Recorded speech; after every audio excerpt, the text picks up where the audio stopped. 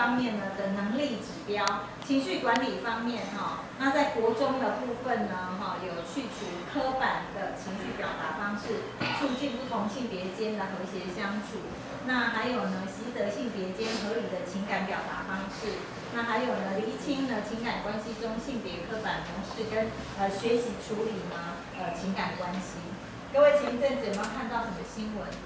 就在我们台南市境内某私立高中的学生，在某个乡镇的某个区的图书馆，有没有印象？有吼，好，那就是因为呢不擅长处理情感的关系，没有分手的艺术，或者呢没有跟家长沟通表达协调的这个能力，所以呢很多事情都是用悲剧收场。那我们不希望这样的故事在上演。好，那在这个100年的这个课纲微调里面，其实还有很多相关的补充说明，这都是从里面摘录出来的。那各位如果觉得呢，您在这个融入课程的部分，或者是在设定呢主题的时候，那怎么落实的时候呢，你觉得有一些教学的目标，那不知道怎么锁定，不知道怎么明确，各位都可以去参考这个部分。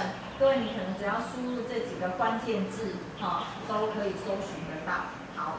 那这是呢，在能力指标方面补充说明的部分。刚刚的是呢，这个性别与情感的一个大标嘛，接下来是情绪管理，然后现在是情感的表达与沟通，那这个部分还有呢，这个情感关系与处理。那这个能力指标的补充说明，它其实就是说呢，这个能力指标短短几个字啊，但是你要怎么实施，怎么落实它所以它做了一些概念的说明。那让各位对这个概念更了解的时候，那你在设计活动的时候就不会失了焦点，那可能你在设计活动的时候也会更准确的达到教学目标。好，所以说呢，这个其实是我跟他调整了，他本来是写说，当不同性别者的情感关系发生问题的时候，不适当的处理呢，或置之不理，都有可能带来很大的危机或伤害。事实上，同性之间就不会嘛。我们去年推展同志教育的时候，有邀请一个电影导演邀请一个导演来现场说法。他也是同志嘛他是男同志嘛。那他说在同志关系里面呢，他的另外一方呢，就是有这个暴力的倾向。那他一个留美硕士，居然还要想尽办法，等待适当时机，他才能够逃离魔掌。那我不知道，如果我们的孩子，那社会经验不足，学理或者处事能力各方面都有待调教的情况下，当他遭遇暴力或遭遇难题的时候，他有没有办法逃出魔掌？所以他也是被打得很惨。然后呢，难以忍受，然后才会跟他的朋友们呢，就是很精密的策划，然后呢，怎么样？因为他的朋友呢控管他很严谨，那掌握他的行踪也很，虽然不到滴水不漏，可是让他很难，就是很难落跑。所以后来呢，他就是规划到多精密呢，2个小时以内，他一定要把他所有的家当都能够呢。赶快呢，重要的能够还走，赶快还走，然后还要逃离现场，还要不露痕迹。你能不能事先收拾？那我跟你事先收拾，人家看不出来，不能事先收拾所以他想好他什么东西放在哪里，有没有？哪些是他一定要带走的，有没有？然后呢，什么人几点什么时候来接应他？然后装得下装不下，然后什么车什么人，有没有？都要规划得很精细。然后只要那个时机来的时候，然后一通电话过去，然后立刻就要，对不对？万一夹不行，那移呀，对不对？因为那个时机点，对不对？所以他就这样逃出来，然后不知道我们孩子有没有办法这样子逃出来。好，各位在谈感情的过程中，有没有遇过那个以死相逼的？有没有？都没有。各位谈恋爱都这么顺利那我要感谢呢，我哈。因为呢，我曾经遇过一位恋人呢，谈恋爱的时候，他就是会这样哈。他那个你如果就是透露那个要跟他分手的那个意念的时候，他就会告诉你，他每天都腹胃酸这样。他如果去浴室的时候呢，都没有人的时候，他就会想到呢要做什么。各位了解哈？他就会想到要把他的皮带带进去，干什么？洗皮带。好，不可以笑哈，我不可以笑，你们可以笑哈。因为他其实就是以死相逼啊。对，反正呢，过程中也上演了很多出。后来呢，我也是给他很多机会哈，就是希望他赶快疗伤，因为我就是铁了心要走了。所以呢，经验告诉我们，下次要怎样？好聚好散，快刀斩乱麻，别拖延。问题是呢，第一次遇到的时候，你该怎么办呢？对不对？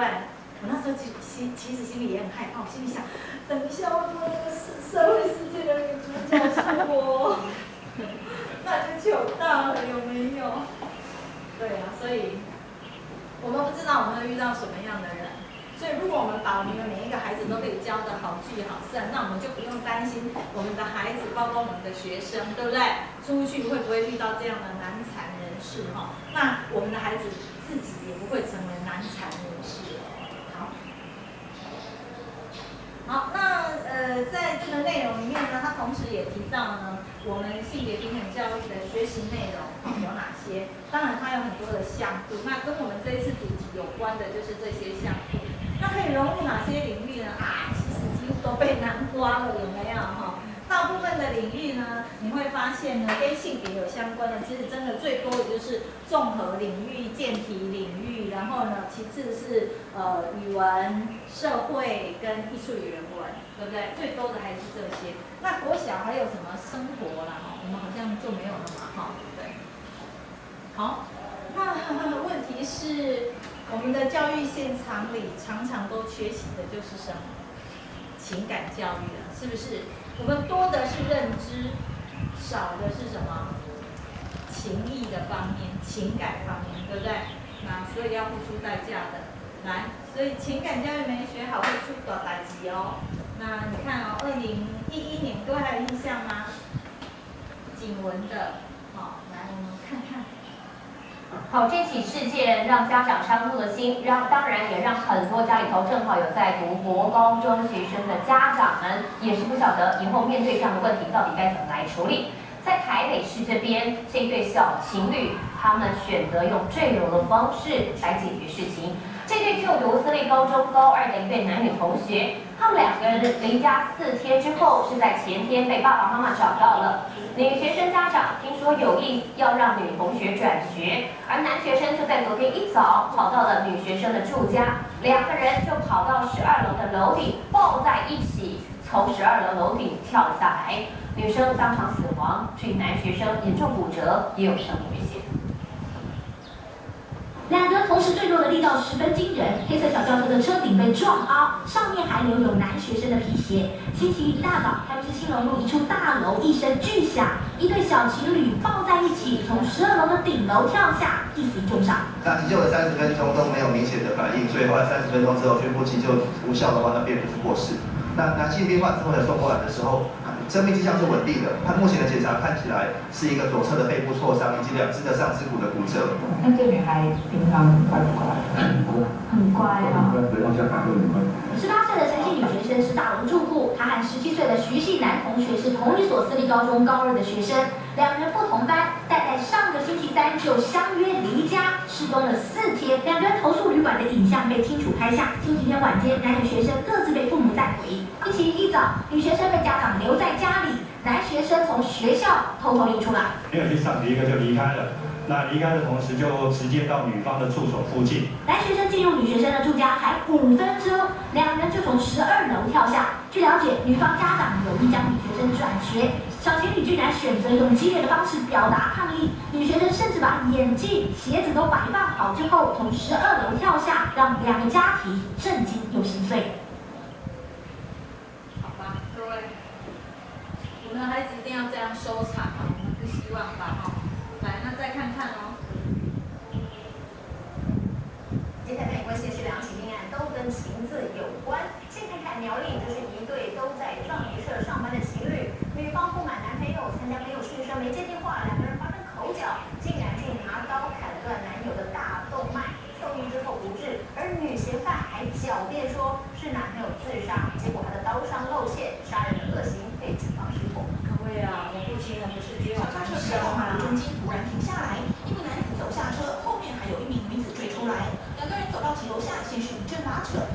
女子挥刀，男子弯着腰跑到马路旁，因为他被划中了属膝部。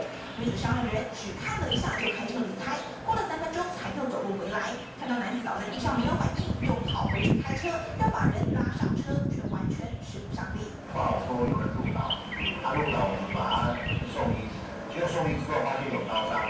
男子属膝部动脉被划伤，不断流血，紧急送医急救，到院后伤重不治。没想到我们知道就好了。我的意思是在告诉大家，恐怖情人不是只有男生，也有女生。好，我们要公平起见，我们来看看男生。好的，我是苏以萌，欢迎收看晚间新闻。首先，新闻最亮点：女学生当街被捅殴。发生地点是在逢甲大学一条暗巷当中，一名逢甲大学女性大学生被前男友拖进巷子里，而且重重摔在地。附近的员工听到声音，赶紧出来救人。这个前男友甚至还当着众人的面再次殴打女大学生。最后，这个前男友被以杀人未遂罪移送法办。女学生被张姓男子强行拖到巷口，她奋力挣扎，但男子把她往里面拖，重重一摔，女学生后脑着地，躺在地上痛到爬不起来。大声哀嚎，10几名开店的员工听到声音冲出来制止，男子还迟迟不肯放手，一把抓着女学生的头，10几名员工赶紧将2个人分开。最后一名绑着马尾的女员工把女学生扶起来带走。这时候男子转身就走，大家以为警报解除，突然他又冲过来，女学生吓到一直往后退，男子却当着众人的面前一挥拳将女学生打倒在地。旁边的员工都看不下去，大动作把男子拉开，但他却抓住空档又冲了过来。5个大男人联手压住他，还有个前滚翻想要挣脱，可是女学生把女学生吓坏了，赶紧冲过来，女学生被打